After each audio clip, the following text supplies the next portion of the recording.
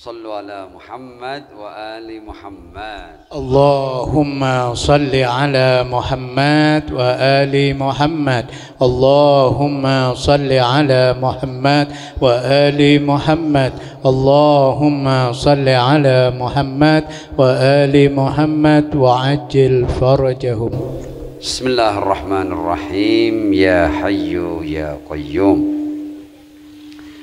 يا حي يا قيوم برحمتك نستغيث فأغثنا ولا تكلنا إلى أنفسنا طرفة عين أبدا وأصلح لنا شأننا كله. الحمد لله رب العالمين بارئ الخلائق أجمعين، والصلاة والسلام على أشرف وأفضل أنبيائه ورسله حبيبه ونجيبه وصفيه وخيرته على خلقه المحمود الأحمد العبد المؤيد المصطفى الأمجد أبي القاسم المصطفى محمد. صل على محمد وآل محمد وعلى آله الطيبين الطاهرين المعصومين وأصحابه المنتجبين سيما بقية الله في الأرضين. عجل الله تعالى فرجه الشريف، واجعلنا وجميع المؤمنين والمؤمنات والمسلمين والمسلمات من أتباعه وجنوده. أما بعد، حضرات السادة والحبائب والمشايخ، para guru, para kiai, para alim, para aktivis, keluarga besar Majelis Taklim Safinatun Najah, dan juga keluarga besar DPD ABI Kabupaten Probolinggo, dan juga segenap hadirin hadirat yang semua datang karena cinta kepada Ar-Rasul sallallahu alaihi wa alihi. Aqulu lakum jami'an Assalamualaikum warahmatullahi wabarakatuh. Ya, ini jawaban salamnya kayaknya sudah cukup lelah ini ya. Kita ulang ya. Assalamualaikum warahmatullahi wabarakatuh. Tidak usah khawatir, insya Allah ceramah ini adalah acara yang paling pendek ya. Tadi kan sudah berapa jam tadi? Dimulai sejak jam berapa?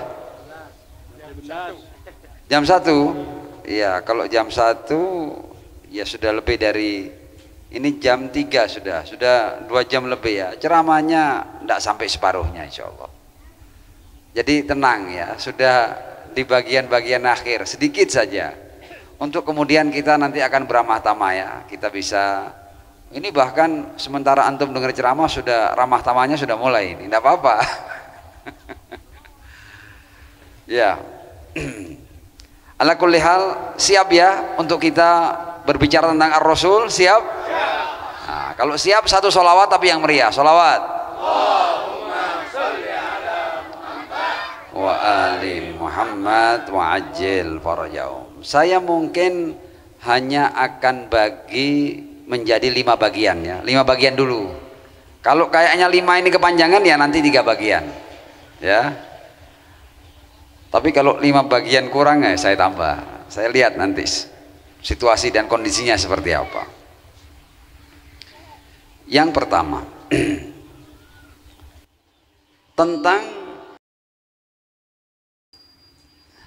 kebesaran Ar-Rasul sallallahu alaihi wa alihi. Manusia ini adalah yang tidak ada duanya, one and only. Tidak ada duanya manusia ini. Dari mana kita bisa membuktikan bahwa manusia ini tidak ada duanya? Karena kalau kita berbicara tentang Ar-Rasul sallallahu alaihi wa alihi, ini memang manusia yang kalau orang itu mengkaji sejarahnya, ini memang ada yang unik, sangat unik. Kenapa unik? Kita lihat ya. Kalau kita berbicara tentang Maulidur Rasul atau kelahiran Ar-Rasul sallallahu alaihi wa alihi, sejak lahir sampai sekarang itu kalau kita hitung sudah 1500 tahun. Berapa lama? Ini saya tanya supaya saya tahu ini sampai nyemak apa enggak ini. Enggak apa-apa, sambil minum poka enggak apa-apa, tapi disemak ya. Jadi sejak lahirnya sampai sekarang kira-kira sudah berapa lama? 1500 tahun, berarti 15 abad. Dia itu baru menyatakan dirinya sebagai nabi di usia 40 tahun. Artinya sejak lahir sampai usia 40 tahun masyarakat Arab masih tidak tahu ini orang ini siapa ini. Cuma orang mengenalnya ini orang baik, orang jujur. Bahkan sebelum dia diutus sebagai nabi sudah dapat gelar Al-Amin. Tapi orang tidak mengenal bahwa dia adalah utusan Tuhan. Tidak ada yang tahu, tidak ada yang tahu. Sampai usia berapa tahun? 40 tahun. Kemudian kita semua akan tahu kan bahwa beliau Shallallahu Alaihi Wasallam itu hidup hanya 63 tahun. Berarti ketika beliau menyatakan dirinya sebagai nabi dan diutus, kan ada peringatan bi'tsa kan, yaumul bi'tsa, itu di usia 40 tahun sampai beliau meninggal, masa dakwahnya cuma berapa tahun? 23 tahun. 13 tahun di Mekah, 10 tahun di Madinah. Anda tahu bagaimana situasi dan kondisi dakwah Ar-Rasul? Enggak kayak sekarang. Sekarang ini pendakwah itu bertabur berkah. Dijemput dari rumahnya pakai kendaraan. Kadang-kadang yang menjemput itu berlomba dalam kemewahan kendaraan yang untuk menjemput seorang penceramah ataupun pendakwah. Betul tidak? Datang disambut, semua mau cium tangan, cipika cipiki, ya. Bahkan kadang-kadang kita sebelum sampai di sini kita sudah dikasih makan dulu, dikasih minum dulu. Datang dihormati, ya. Nah kan, lihat kan, ini belum apa-apa sudah dapat air kita, ya. Kemudian orang yang mendengar ceramah juga alhamdulillah duduk santun. Dia ingin dengar ceramah, kira-kira yang mau disampaikan ini apa? Betul? Jadi generasi pendakwah Islam pasca Ar-Rasul itu generasi yang sudah dia bahkan berdakwah itu bukan perjuangan, dakwah itu berkah. Ya kayak saya ini, dakwah ini berkah. Ya, nanti kan juga macam-macam kan ya, ada diantar, ada ini, dapat itu ya. Namanya penceramah begitu, sudah lumrah sudah. Ini berkah daripada Ar-Rasul sallallahu alaihi wasallam. Sekarang kita mau bandingkan dakwah kita dengan dakwah Ar-Rasul sallallahu alaihi wasallam. Pertama, Nabi itu diutus di tengah-tengah umat yang tidak kenal cinta dan kasih sayang. Allahu Akbar. Nggak main-main loh ya ini. Masyarakat liar, masyarakat buas, masyarakat yang tidak kenal cinta itu, tidak kenal mereka itu mencium anaknya, tidak kenal. Masyarakat yang kalau wanitanya itu melahirkan seorang bayi perempuan itu dikubur hidup-hidup, dan mereka setelah ngubur bangga. Kita kalau diutus di tengah-tengah masyarakat itu takut, kita lari kita. Ini masyarakat tidak kenal cinta, tidak kenal kasih sayang. Dan Rasul cuma diberi waktu 23 tahun. Muhammad cuma 23 tahun loh ya. Itu pun di dua tempat. Di Mekah 13 tahun, di Madinah 10 tahun, nanti kamu aku panggil. Cukup. Bukan waktu yang panjang. Dikasih waktu 23 tahun di tengah-tengah masyarakat yang seperti itu. La haula wala quwata illa billah. Anda tahu, ini kan tadi kan saya buat perbandingan kan ya, pendakwah sekarang dengan zaman Ar-Rasul sallallahu alaihi wasallam. Nabi itu sejak ngaku sebagai nabi mengatakan ini Rasulullah ilaikum, itu setiap detik, setiap menit, setiap hari nyawanya terancam, ditarget terus. Jadi teror demi teror, percobaan pembunuhan terhadap Ar-Rasul itu kulla yaumin wa kulla sa'atin wa fi kulli waqtin wa hin. Ya, ini ketika awal-awal dakwah itu Rasul loh ya, ini di antara bukit Safa dan Marwah, baina Safa wal Marwah, baru ngomong satu kalimat, dua kalimat, dan orang-orang itu memang cinta kepada Ar-Rasul. Memang daya tarik Ar-Rasul ini sudah luar biasa. 40 tahun Rasul hidup itu orang-orang sudah banyak yang cinta kepada Ar-Rasul.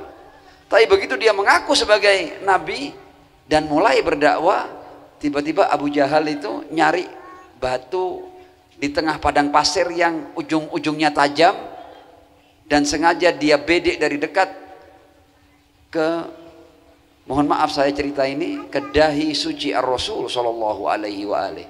Dihantukkan dengan keras batu itu dan mengucurkan darah dahi Ar-Rasul sallallahu alaihi wa alihi.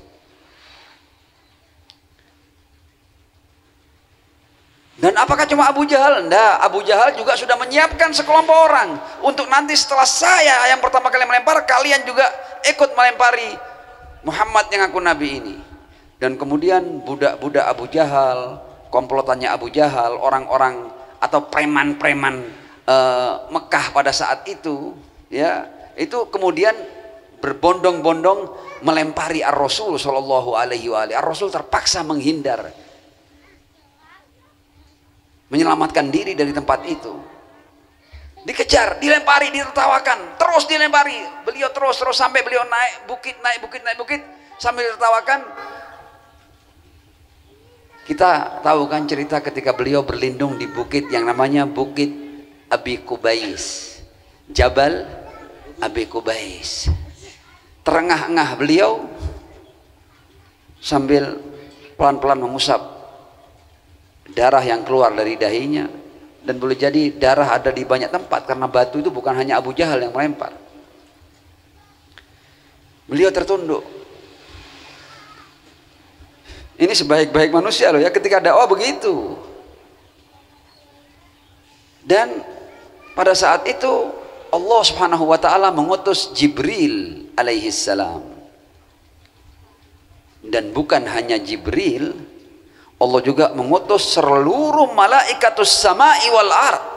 Seluruh malaikat langit dan bumi diutus oleh Allah. Malaikat yang menjaga al-jibal wal bihar wal kifar. Dan mereka berkata kepada Ar-Rasul, ya Rasulullah, kami siap melaksanakan apapun perintahmu. Yang gunung mengatakan, apakah engkau mau aku timpakan diriku kepada mereka yang melemparmu dengan penuh kezaliman? Kalau dihitung-hitung, mereka layak untuk dihukum. Mereka bukan orang-orang yang pandir, bukan orang yang bodoh. Mereka tahu, mereka memang sengaja mengganggu dakwah Ar-Rasul sallallahu alaihi wa alihi. Setiap malaikat menawarkan hukuman untuk masyarakat yang tidak tahu diri itu. Kita lihat Ar-Rasul. Jadi ketika tadi oleh Ustaz Selamat dikatakan wa ma arsalnaka illa rahmatan lil alamin, ini nabi rahmat atau enggak? Ya, kita lihat nanti ya. Ar-Rasul menundukkan kepalanya dan berkata kepada malaikat-malaikat Allah itu. Jadi Rasul itu bukan lemah loh ya, Rasul itu powerful, punya banyak bala tentara ya. Semua malaikat itu sama Kanjeng Nabi sendiko dawuh ya, daulat tuanku, tinggal ngomong Nabi itu selesai mereka. Ndak, Rasul tidak gunakan kekuatan, tapi dia gunakan rahmat, dia gunakan cinta, dia gunakan kasih sayang. Apa kata Ar-Rasul? Wahai malaikat Allah, enggak, jangan hukum mereka. Apakah mereka tidak layak dihukum? Layak dihukum mereka, sangat layak dihukum. Tapi Rasul tidak mau. Dan berkata kepada para malaikat, wahai para malaikat Allah, aku ini sudah diutus oleh Allah sebagai rahmatan lil alamin. Aku malu kalau keluar dari lisanku sesuatu yang akan mengusik kehendak Allah ketika mengutus aku. Wa ma arsalnaka illa rahmatan lil alamin. Biar boleh jadi sebagian besar mereka tidak akan sadar, tapi sangat mungkin sebagian mereka akan sadar. Biarlah aku yang bersabar, aku beri waktu mereka, jangan kau hukum mereka. Dan mengangkat tangannya, itu doa yang terkenal yang kita sudah hafal itu ya, Allahumma hdi qaumi fa innahum la ya'lamun. Mereka bukan tidak tahu bahwa mereka sedang melakukan kejahatan, mereka sadar mereka melakukan kejahatan. Rasul mengatakan, Allahumma hdi qaumi fa innahum la ya'lamun. Mereka tidak tahu separah apa keburukan yang mereka lakukan terhadapku. Tidak tahu mereka konsekuensi daripada keburukan ini.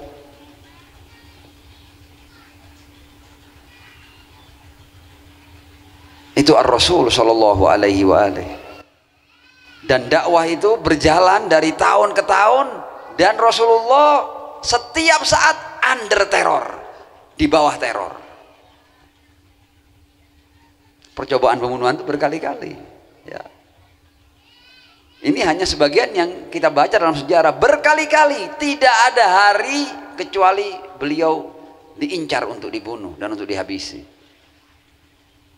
Termasuk saat-saat ketika beliau mengarungi berbagai macam peperangan, mereka juga mengincar Rasul sallallahu alaihi wa alihi. Nah, di mana kebesarannya? Kebesarannya di sini. 13 tahun di Mekah itu Rasul bersabar, bertahan sampai diboikot, dilaparkan, dihauskan ya. Masa Taif itu bahkan Rasul ini hanya karena dia dakwah diblokade, diboikot, sulit untuk makan dan minum.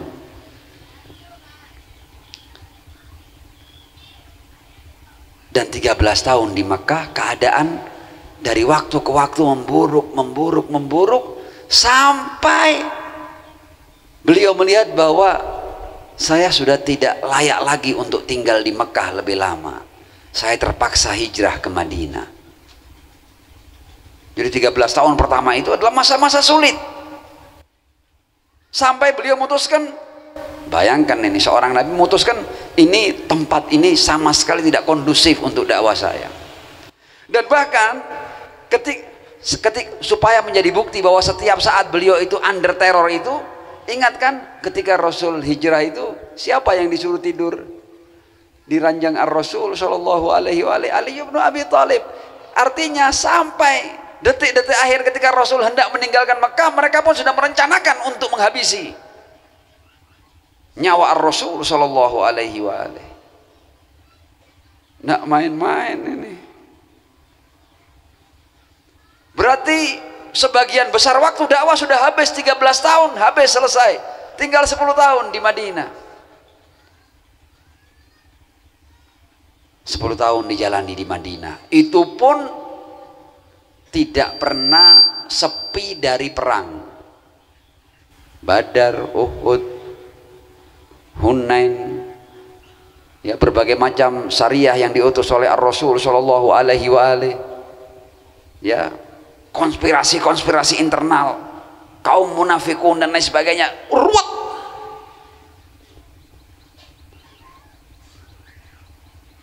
Dan akhirnya beliau meninggalkan kita semua di usia 63 tahun. Orang kalau melihat situasi dan kondisi dakwah 13 tahun yang seperti itu di Mekah dan 10 tahun yang seperti itu di Madinah, harusnya cerita tentang manusia ini selesai sudah. Tidak ada ceritanya. Tapi ini yang Bahkan kita tidak kenal siapa Rasulullah, keagungan beliau sallallahu alaihi wa alihi. 13 tahun yang seperti itu di Mekah, 10 tahun yang seperti itu di Madinah. Dan beliau memulai dakwah seorang diri. Seorang diri. Satu orang ini yang sampai sekarang sudah terpisah sekitar 1500 tahun dari kita,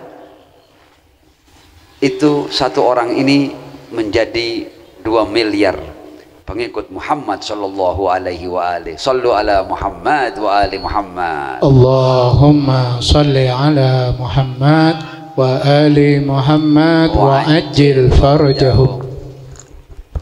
Ini bahkan orang-orang yang menganalisa sejarah Ar-Rasul juga bingung, ini kok bisa orang yang masa dakwahnya mendapatkan tekanan konspirasi yang seperti ini dan hanya punya waktu 23 tahun, kok bisa orang ini membahana, mendunia, membuana, terkenal di mana-mana. Semua orang kenal namanya. Semua orang menyebut-nyebut namanya. Dan tidak berhenti orang menyebut namanya. Dan sekarang ini setiap menit ada orang yang masuk dalam agamanya dan berkata asyhadu an la ilaha illallah wa asyhadu anna Muhammadan Rasulullah. Dan setiap menit, setiap detik sekarang ini ada bayi lahir yang orang tua mereka akan mengumandangkan asyhadu an la ilaha illallah dan wa asyhadu anna Muhammadan Rasulullah. Sallu ala Muhammad wa ali Muhammad. Muhammad wa ali Muhammad wa ajil farajahu. Jadi orang-orang yang mengkaji Muhammad ini heran ini. Ini memang bukan manusia biasa ini. Ini punya energi yang kita bahkan tidak paham bagaimana ceritanya orang yang dikepung seperti itu, yang dieksploitasi seperti itu, yang diteror seperti itu, bisa membesar dan mendunia seperti dia ini. Tidak habis pikir orang-orang. Dan ini realita. Bahkan kalau saya mau mengambil contoh, ini maulidnya saja itu tidak ada duanya. Ada tidak orang yang peringatan kelahirannya diperingati seperti Ar-Rasul sallallahu alaihi wasallam? Tidak ada. Ini orang yang bahkan Allah berkata, ya Muhammad, kebesaranmu itu nanti umat manusia ini tidak akan pernah berbicara tentang Tuhan, tentang aku, kecuali mereka juga pasti akan berbicara tentangmu. Fala udhkaru fi maudi'in illa wa dzukirta ma'i. Aku tidak akan pernah disebut di sebuah tempat kecuali bersamaku engkau juga akan disebut. Fa'anal Mahmud wa anta Muhammad. Sallu ala Muhammad wa ali Muhammad. Allahumma salli ala Muhammad wa ali Muhammad wa ajil farajahu. Jadi memang pribadi ini one and only. Orang heran melihat ini. Ini tidak ada orang yang dibicarakan secara terus-menerus seperti Muhammad. Orang itu kadang-kadang ada orang besar, tapi kitab sejarahnya ya 1, 2, 3, 4, paling kitab sejarahnya 10. Ini Muhammad setiap bulan ada buku terbit tentang Muhammad sallallahu alaihi wasallam. Setiap saat ada puisi ditulis untuk Muhammad sallallahu alaihi wasallam. Setiap saat ada penceramah naik mimbar berbicara tentang Muhammad sallallahu alaihi wasallam. Ini orang ini apa ini? Kok tidak berhenti orang membicarakannya? Bahkan umat manusia ini ketika berbicara tentang dia itu pakai periwayatan. Anfulan, anfulan, anfulan. Ra'aitu Rasulullah, sami'tu Rasulullah. Itu dicatat, bahkan setiap gerak-geriknya diriwayatkan. Tidak ada orang yang mendapat perlakuan seperti ini. Ada banyak nabi-nabi, ada banyak manusia-manusia besar, tapi tidak ada yang mendapat perlakuan seperti Muhammad sallallahu alaihi wasallam. Memang ini unik ini.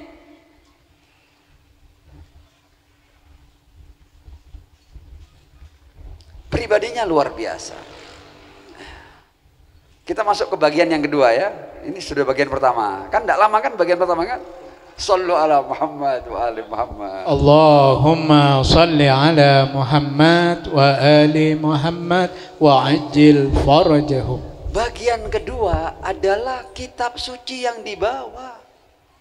Itu juga one and only. There is no other book like Al-Quran. Tidak ada kitab seperti Al-Quran. Kitab suci banyak. Taurat kitab suci, Zabur kitab suci, Suhuf Ibrahim wa Musa kitab-kitab suci, Injil kitab suci.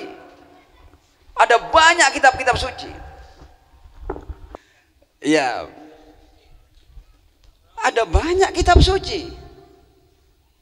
Tapi coba Anda cari anak umur 5 tahun yang bisa baca kitab Taurat dengan bahasa aslinya. Susahnya minta ampun. Susah, bisa, tapi Anda harus keluarkan banyak uang untuk ketemu anak kecil yang bisa baca Taurat dalam bahasa aslinya. Boleh jadi tidak ada sudah. Injil dalam bahasa aslinya. Nah, Al-Quran, loh ini kitab ini, kita tidak usah ngomong isinya loh ya, tidak usah, itu terlalu tinggi. Ini kita bahas yang kulit-kulitnya Al-Quran aja. Bahkan kulitnya mukjizat. Saya kasih contoh sekarang. Ada tidak orang baca kitab yang dia tidak paham artinya selain Al-Quran? Ayo sudah. Loh ini kita membuktikan realita, ini kita bicara fakta loh ya. Ini sudah tidak pakai riwayat, tidak pakai hadis ini. Kita bicara fakta dan realita. Ada tidak orang baca kitab yang dia tidak paham artinya kecuali Al-Quran? Tidak ada. Ada tidak orang menghafalkan kitab sebesar Al-Quran yang dia tidak paham artinya? Tidak ada. Rata-rata penghafal Al-Quran tidak paham bahasa Arab. Ada tidak orang yang baca kitab yang tidak paham artinya dan dibaca berulang-ulang? Hanya Al-Quran. Nah, memang ini one and only, tidak ada duanya ini. Jadi orang tidak bisa mau mendustakan, tidak bisa, karena kenyataannya ini mukjizat ini. Tidak ada kitab seperti Al-Quran. Kitab yang paling banyak dibaca, kitab yang paling banyak dihatamkan, kitab yang paling banyak dihafal. Bahkan rata-rata pembaca dan penghafalnya la yafhamunal arabiyyah. Dan dibaca berulang-ulang, semangat lagi. Ya, insya Allah yang di sini ini padahal antum jaraknya dengan Jazirah Arab jauh kan. Jarak antum dengan Rasulullah 15 abad. Semua bisa baca Al-Quran ini. Ini buktinya qori kita tadi tidak perlu orang dewasa, anak kecil. Betul enggak? Ini Al-Quran yang ngapal. Anda kalau mau cari penghafal Al-Quran, Anda mau datang ke pelosok manapun, Anda akan ketemu 10 orang, 20 orang min hufadzil Quran. Anda cari orang yang hafal Injil. Ini dengan segala penghormatan kita kepada Injil dan Taurat loh ya. Kita juga Islam juga musaddiqan lima baina yadayhi minat Taurat wal Injil. Kita juga membenarkan, tapi memang tidak sehebat Al-Quran. One and only. Pribadi Muhammad one and only. Kitab sucinya juga one and only.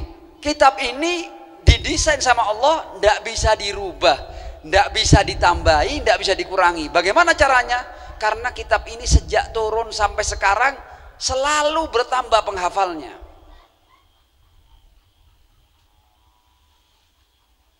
Jadi kitab ini memang jadi tidak bisa ditambahi, tidak bisa dikurangi. Bukan naskah aslinya ditaruh di goa tertentu oleh Allah, dijaga oleh para malaikat yang besar-besar, itu tidak ada gitu. Allah menjaganya lewat para penghafalnya. Ini ayat-ayat ini memang sejak awal turun sampai sekarang penghafalnya tambah terus, sehingga karena banyak yang hafal tidak bisa dirubah. Kita kalau baca di Al-Quran, kalau kita coba mau menggoda anak-anak kita bukan Bismillahirrahmanirrahim, kita Bismillahirrahmanirrahim, salah bah, Bismillah. Kita rubah harokatnya, anak kita tahu.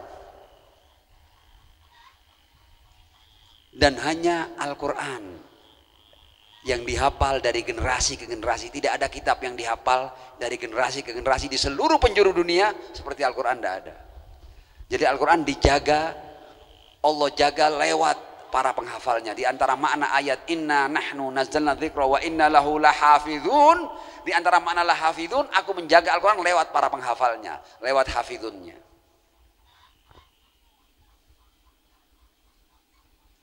Ya. Dan karena itu musuh-musuh Islam itu berusaha untuk nanti membuat acara bakar Al-Quran lah, inilah, karena memang dia sudah tidak berdaya. Dia ini kok hebat banget kitab ini ya, kok tidak ada kitab seperti ini ya. Dia mau promosikan kitab sehebat apapun tidak akan pernah bisa mencapai seperti Al-Quran. Sallu ala Muhammad wa ali Muhammad. Allahumma salli ala Muhammad wa ali Muhammad wa ajil farajahum. Nah, saya masuk bagian ketiga. Janjinya berapa bagian tadi? 5 ya. Bagian ketiga.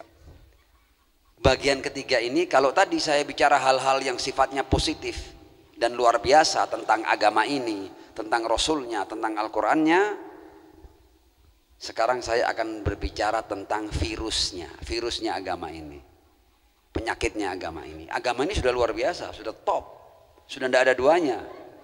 Nabinya one and only, kitab sucinya juga one and only. Umatnya juga banyak, 2 miliar. Ya, oke.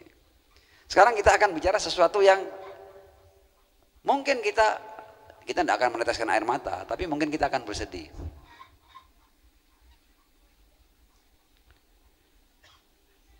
Memang tidak ada yang bisa membendung orang untuk masuk ke dalam agama Islam. Tidak ada yang bisa mendung itu. Ini agama ini punya magnet yang luar biasa.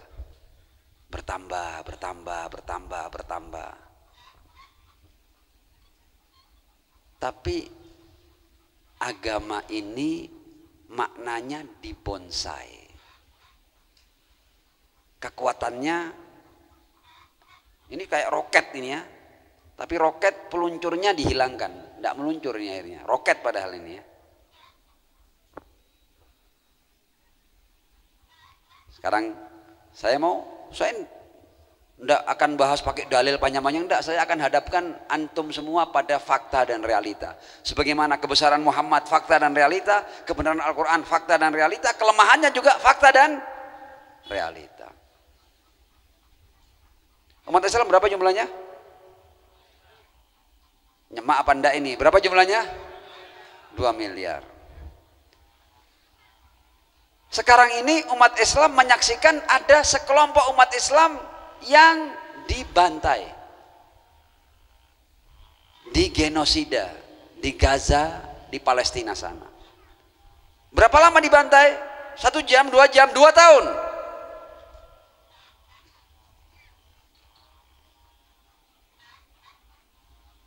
Jumlah mereka yang bantai itu berapa? Tidak sampai 10 juta. Yang ahli matematika 10 juta dibanding 2 miliar itu berapa persen? 0, sekian persen.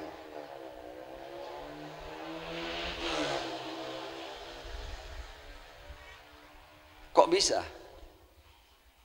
2 miliar tidak berdaya dengan kurang 10 juta. 2 tahun loh ya. Dan sampai saya ngomong ini masih berlangsung. Roket-roket masih meluncur. Bayi-bayi masih terpisah bagian-bagian tubuhnya.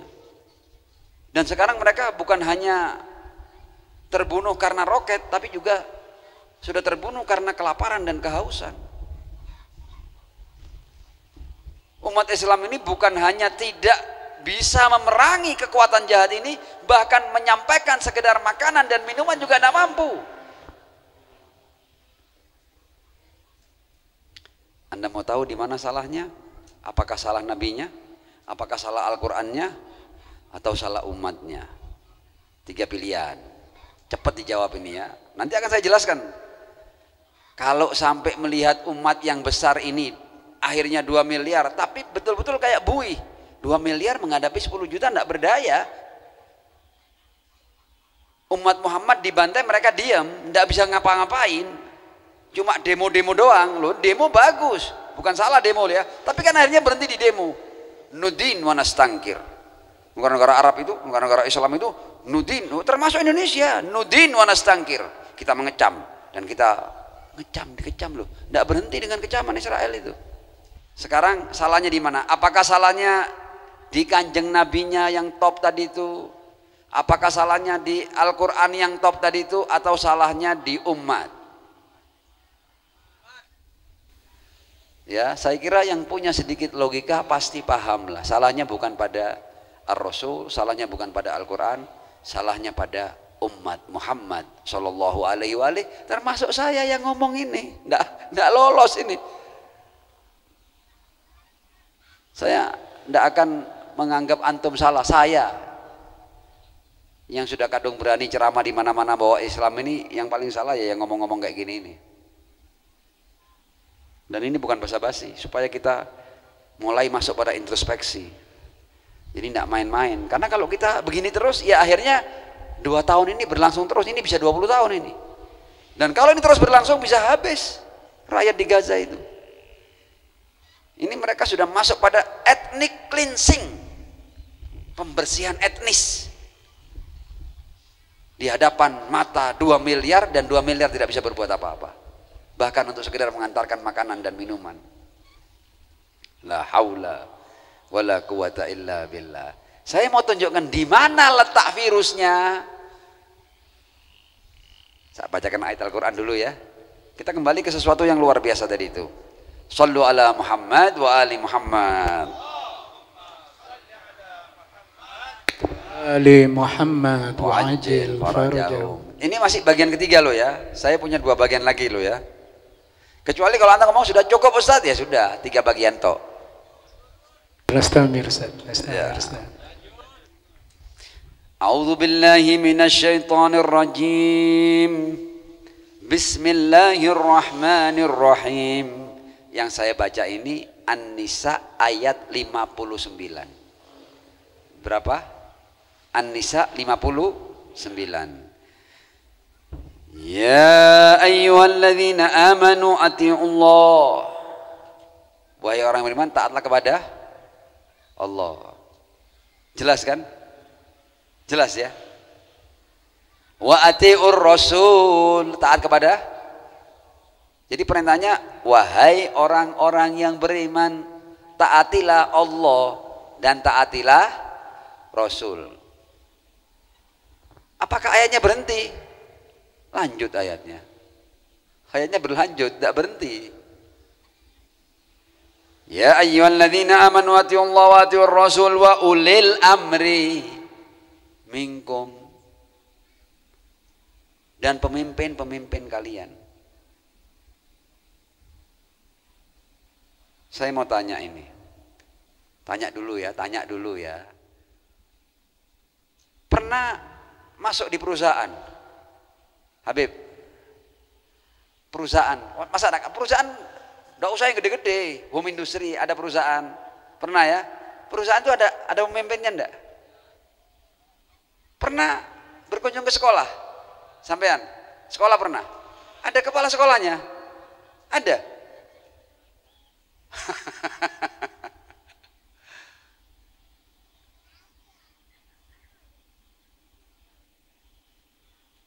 Pabrik rokok, home industry rokok, ada kepala perusahaannya?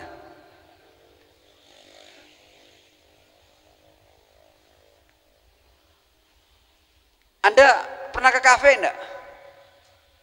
Minum kopi di kafe, ada kepala restorannya? Ada ya? La haula wala quwata illa billah. Pernah enggak Anda melihat ada perusahaan berjalan tapi enggak ada pimpinannya? Ada sekolah berjalan, tidak ada kepala sekolahnya? Tidak ada ya? Sekarang saya mau tanya, umat Islam 2 miliar, pemimpinnya siapa?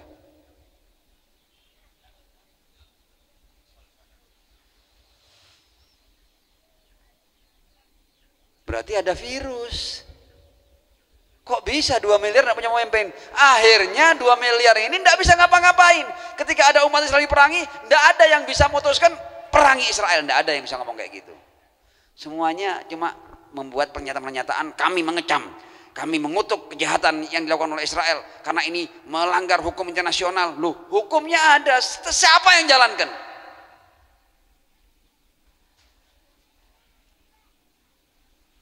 Kita tidak sadar kalau kita ini aneh ya. Kita ini besar, makanya kan tidak takut sama besarnya kita. Karena apa? Ini besar, tidak bisa ngapa-ngapain karena tidak punya pemimpin. There is no leader. Santai aja kita, nggak mungkin ada perang, nggak ada yang ikut kan, nggak punya pemimpin nih. 2 miliar ini buih ini. Mereka boleh bertambah karena mereka nggak pernah susah kalau ada orang asyhadu alla ilaha illallah wa asyhadu anna saya muluk agama Islam, nggak kaget mereka yang banyak, sing semangat. Ayo umroh terus, ayo haji terus, ayo ziarah terus, ayo wis gak apa-apa. Yang penting jangan punya pemimpin. Jangan bersatu. Sama sekali bukan ancaman.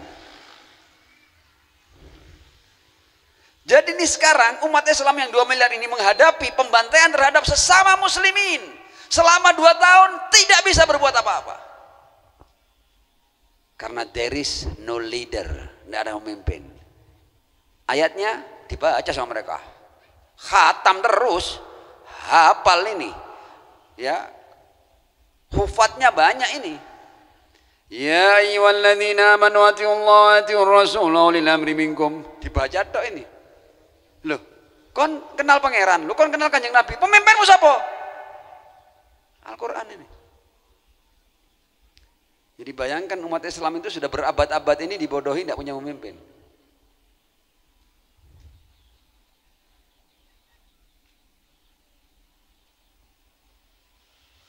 Ini agama sempurna loh ya. Anda tahu orang-orang barat itu seperti yang dibaca oleh Ustaz Slamet tadi. Siapa tadi namanya?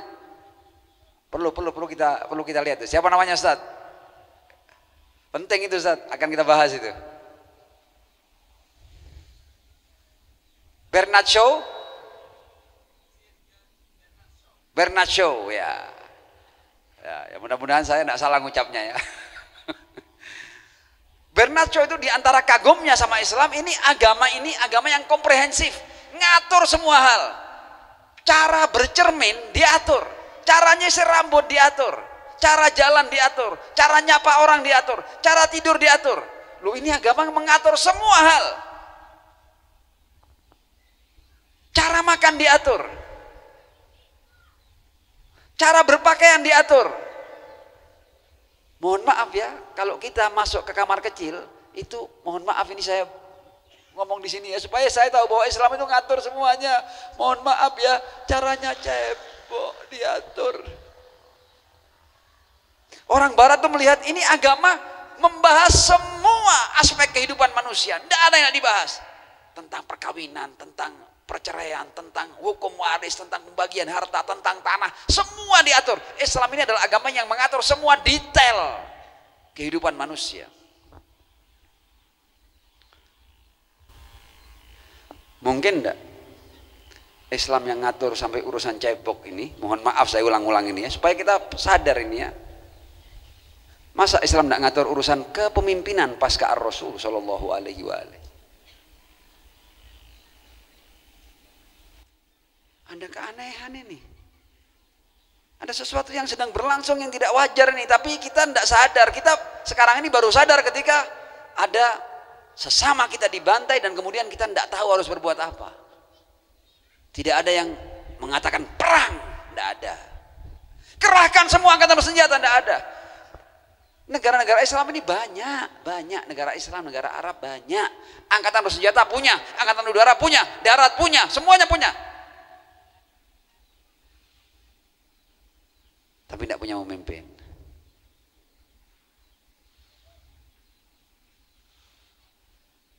Tidak bisa ngapa-ngapain. Kalau mercon itu, kalau pakai bahasa Jawa, merconnya bungsu, orang muni. Tidak ada pemimpin, tidak bunyi. Tapi apakah semuanya begitu? Tidak. Ada masyarakat yang walaupun bukan mayoritas, muslimun punya pemimpin, bisa melakukan sesuatu. Kita ambil contoh Republik Islam Iran, bisa melakukan sesuatu. Kita ambil contoh Yaman, bisa melakukan sesuatu. Ada pemimpinnya.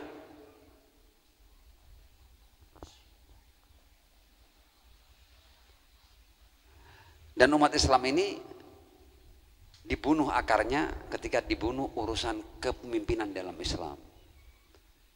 Sehingga mereka mengatakan bahwa Rasul itu meninggalkan umat, dan Rasul sama sekali tidak berbicara tentang siapa yang memimpin umat pasca beliau sallallahu alaihi wa alihi.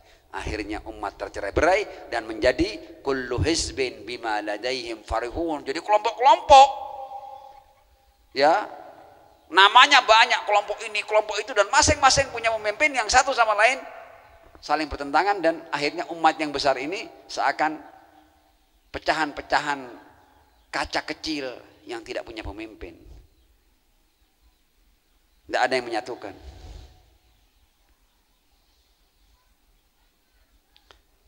Ini bagian yang ketiga. Sallu ala Muhammad wa ali Muhammad. Allahumma salli ala Muhammad wa ali Muhammad wa ajil farajahu.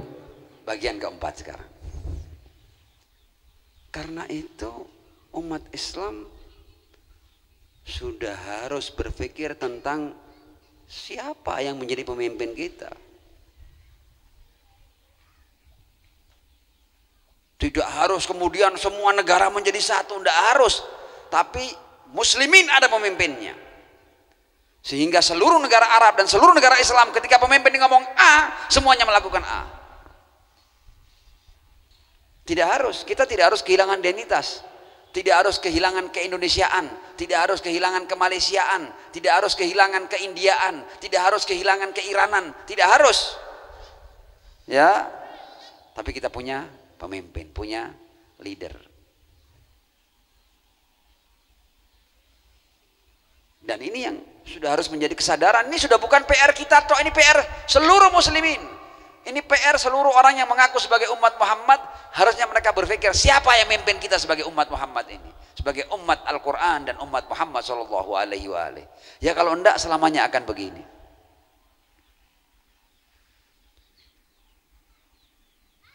Jadi bagian keempat adalah bagaimana kita melakukan upaya-upaya menyadarkan diri dan juga menyadarkan yang lain tentang urgensi masalah kepemimpinan ini. Memang ini perjuangan tidak mudah ini. Ini karena ini sudah cukup lama umat Islam sudah enak tidak pakai pemimpin, sudah enak sakar PDW sudah lama. Sehingga kalau kita mau merubah ini perlu waktu, perlu kesadaran. Tapi hari-hari ini, bulan-bulan ini adalah bulan-bulan yang sangat menentukan. Di mana umat akan berpikir tentang siapa yang memimpin mereka.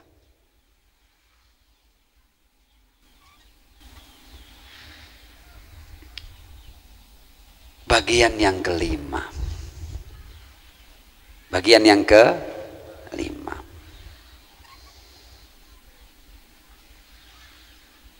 Kita sebagai pengikut Ahlul Bait alaihimussalam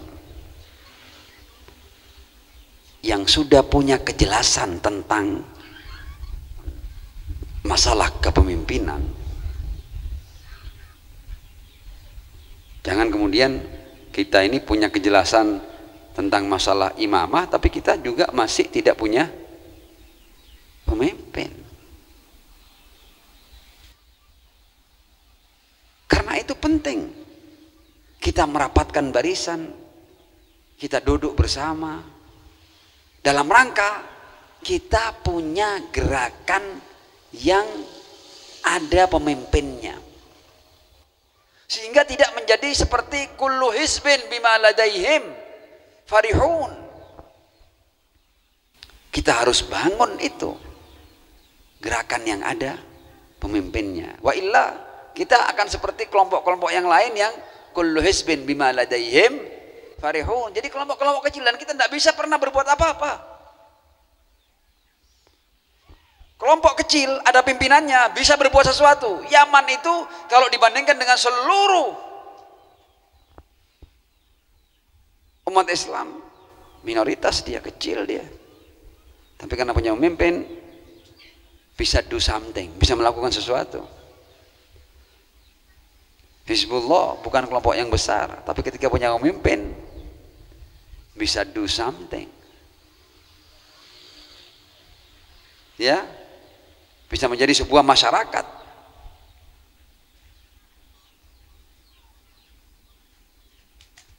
Di Indonesia, di antara jalan kita untuk bisa hidup dalam kepemimpinan adalah ketika kita mampu mengorganize, kita mampu merajut, dan nanti yang kita letakkan sebagai pimpinan adalah orang yang paling punya kelayakan di antara kita. Karena kita sekarang di era kegaiban ini, maka kita perlu memilih siapa yang paling layak di antara kita untuk menjadi pemimpin, agar kita menjadi masyarakat yang terpimpin. Ada pimpinannya, ada pemimpinnya. Dan yang hendak saya bicarakan salah satunya adalah Ormas Ahlul Bait Indonesia. Ormas ini hendak membangun masyarakat yang terpimpin. Siapa pemimpinnya? Tidak harus fulan dan fulan, yang paling layak. Dan kita, ketika kita bergabung dalam ormas seperti ini, kita bisa mendudukkan orang yang paling layak untuk menjadi pimpinan. Ini adalah sebuah tanggung jawab. Wa illa kita selamanya akan menjadi kelompok yang kullu hizbin bima ladaihim farihun. Jadi kelompok kecil ketika ada pimpinannya bisa menjadi sesuatu yang luar biasa. Kita tidak sedang mengarahkan orang ke tokoh A, ke tokoh B. Ini sistem. Sistem ini harus kita miliki. Di era kita menanti Sohibul Asri wa Zaman, sistem ini harus betul-betul terwujud. Sehingga sementara kita menanti Sohibul Asri wa Zaman, kita hidup di bawah pimpinan. Dan siapa yang memimpin yang paling layak di antara kita? Jadi ini sistemnya sudah bagus banget ini. Jadi bukan harus fulan, siapa yang memimpin yang paling layak di antara kita? Dan mekanisme yang ada di Ormas Ahlul Bait Indonesia sudah cukup menjamin untuk orang yang paling layak di antara kita itu akan menjadi pimpinan kita.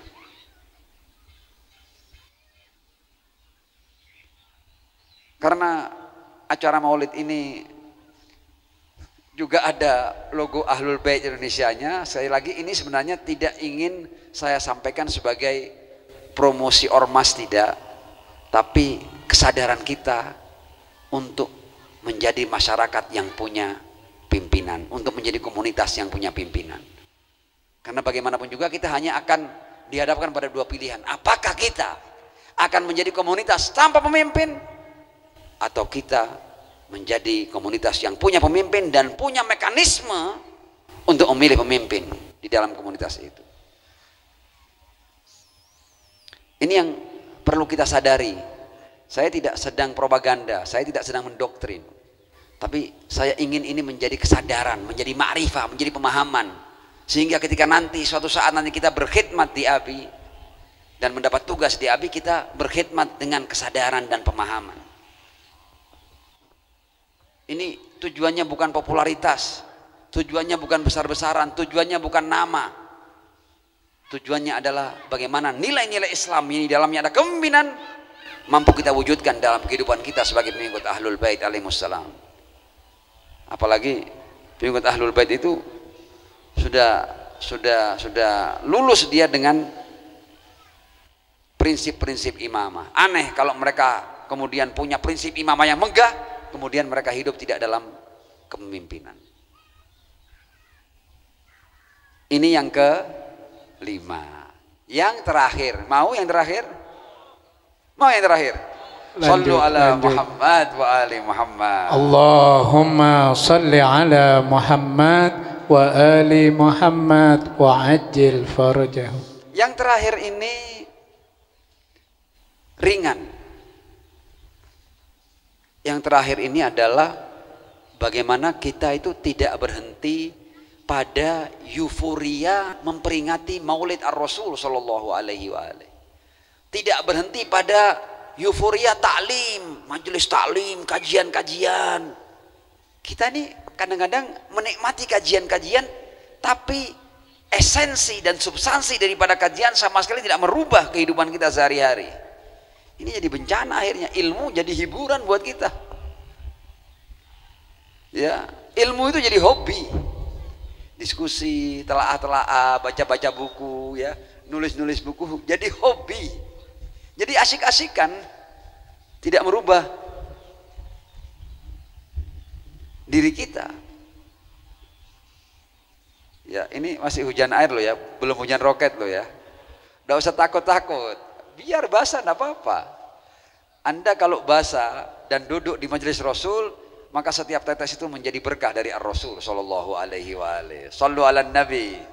Allahumma salli ala Muhammad wa ali Muhammad wa ajil farajahum. Nah, jadi sebenarnya kita ini ketika berbicara tentang agama tujuannya agar kita hidup agamis.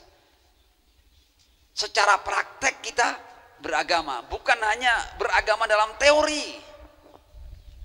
Teori ini sudah kenyang kita. Ini 15 abad ini umat Islam itu buku-bukunya banyak, perpustakaannya penuh, tapi berhenti di teori.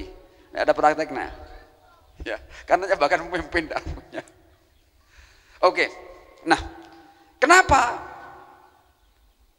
Jadi bagian terakhir ini adalah bagaimana ma'rifah kita tentang Ar-Rasul menjadi komitmen kita dalam beruswah dengan Ar-Rasul sallallahu alaihi wa alihi. Terakhir nih sudah ya. Kenapa? Karena kita ini berpacu dengan waktu. Kita tidak punya banyak waktu loh ya. Kita ini bisa mengamankan hidup kita kalau kita di hari ini kita mengambil keputusan yang tepat. Tidak punya banyak waktu kita. Tidak ada di antara kita yang hidup abadi. Kita lihat ini bagian akhir nih, nasihat Rasul kepada Abu Dzar. Apa? Nasihat Rasul kepada Abu Dzar tentang bahwa kita tidak punya banyak waktu. Kata Rasul kepada Abu Dzar, ini supaya menjadi introspeksi kita ya. Kam min mustaqbilin yauman la yastakmilu. Abu Dzar, betapa banyak orang yang dia menghadapi sebuah hari yang bahkan dia tidak punya kemampuan untuk menyempurnakan hari itu. Boleh jadi kita di pagi hari kita masih bernapas, tapi siapa yang jamin bahwa kita akan menghabiskan hari itu sampai malam? Boleh jadi di siang harinya kita dipanggil, boleh jadi di sore harinya kita dipanggil, boleh jadi di malam harinya kita dipanggil. Tidak banyak waktu kita. Lihat ini nasihat Rasul kepada Abu Dzar, kam min mustaqbilin yauman la yastakmilu. Betapa banyak orang yang menghadapi sebuah hari dan dia tidak berhasil menyempurnakannya. Wa kam min muntadhirin ghadan la yablughu. Dan betapa banyak orang yang menanti besok ini loh ya. Ini sekarang hari apa? Minggu. Betapa banyak orang yang menanti Senin sementara dia tidak bisa sampai ke Senin. Karena Minggu dini hari sampun dipundhut. Ini tidak main-main loh ya. Ini bisa terjadi pada siapa saja. Tidak peduli tua, muda, sakit, sehat, tidak peduli. Wa kam min muntadhirin ghadan la yablughu. Rasul masih berkata kepada Abu Dzar, ya Abu Dzar, law nadharta ila al-ajal wa masirih la abghatta al-amal wa ghurura. Wahai Abu Dzar, seandainya kau melihat ajal waktu hidupmu yang akan berakhir dan perjalananmu menuju ajal, la abghattal amal, maka engkau akan benci dengan angan-angan. Engkau tidak akan habiskan waktu untuk angan-angan. Kok angan-angan? Angan-angan itu berarti dia masih mau hidup 1000 tahun. Ini orang yang tidak punya kemampuan menyempurnakan harinya kok mau angan-angan. Sudah tidak bakal angan-angan, dia akan kerja. Dia akan lahirkan pemahamannya lewat komitmen, bukan angan-angan. Wa ghurura, ya, dan tipuan daripada angan-angan itu. Rasul menasihati kepada Abu Dzar lebih jauh, kun ka'annaka fid dunya gharib au ka'abiri sabil. Abu Dzar, kamu kalau di dunia ini kamu seperti orang yang terasing. Jangan kamu anggap ini tempatmu yang enak, kamu akan lama. Ndak, kamu akan diusir oleh dunia, akan ditendang oleh bumi kamu. Kamu akan ditelan oleh bumi.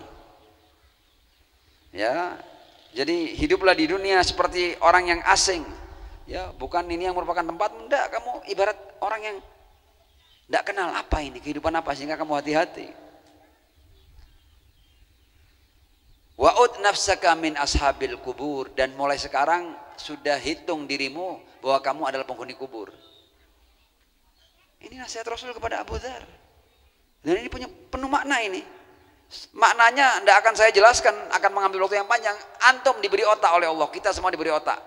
Apa maksud daripada Rasul? Kenapa Rasul mengatakan wa'ud nafsaka min ashabil kubur, dan hitung dirimu sejak sekarang kamu adalah penghuni kubur, karena kita ini secara potensial kita penghuni kubur.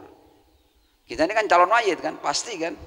Kalau Rasulullah saja mayit, masa kita tidak akan jadi calon mayit? Pastilah kita calon mayit. Idza asbahta fala tuhaddits nafsaka bil masa.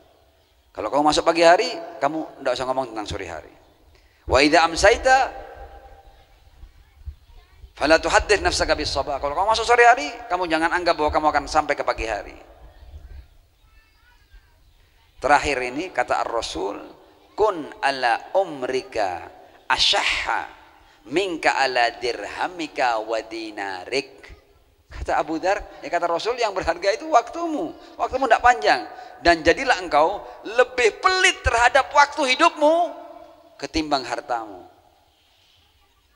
Karena ada banyak orang yang dia sudah kehabisan ajal, sementara saldonya berjibun, simpanan dirham dan emasnya bertumpuk, tapi ajalnya tidak cukup waktu untuk dia menahan lebih lama dirham dan dinarnya.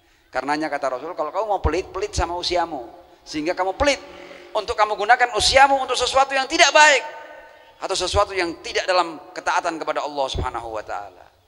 Tapi orang kan beda kan, orang lebih pelit dengan dirham dan dinarnya ketimbang waktu hidupnya. Satu kata sebagai akhir adalah, mari kita dari waktu ke waktu, dari hari ke hari, membuat jarak kita semakin dekat dengan Ar-Rasul Shallallahu Alaihi Wasallam, dan kita termasuk pendamba akhirat dan pendamba keridhaan Allah Subhanahu Wa Taala, agar di dunia kita siap berkorban apa saja demi mendapatkan keridhaan Allah Subhanahu Wa Taala. Oke, saya sudah tambah satu ya. Mudah-mudahan yang kita bahas tentang keagungan dan kebesaran Ar-Rasul Shallallahu Alaihi Wasallam dan kajian-kajian sederhana yang kita angkat di majelis ini bisa memberikan pencerahan dan ma'rifah kepada saya pembicara, dan mudah-mudahan juga bisa bermanfaat bagi yang mendengarnya. Tsummal afwa minkum, wassalamualaikum warahmatullahi wabarakatuh. Waalaikumsalam warahmatullahi wabarakatuh.